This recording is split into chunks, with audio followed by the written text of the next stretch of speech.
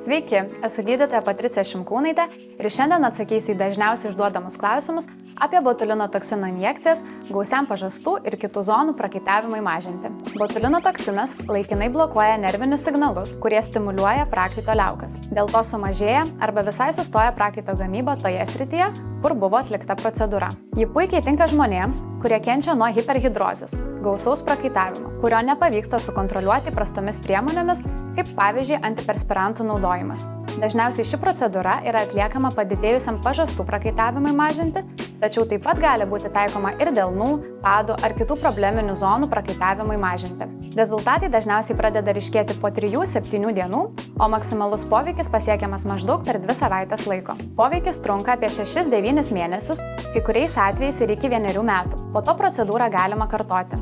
Kuo ši procedūra skiriasi nuo procedūros veido raukšlėms koreguoti? Veiklioji medžiaga yra ta pati, tačiau taikymo tikslas ne raumenų atpalaidavimas, o prakaito liaukų veiklos slopinimas. Šiuo atveju injekcijos atliekamos paviršutiniškai į odą, o ne į raumenis.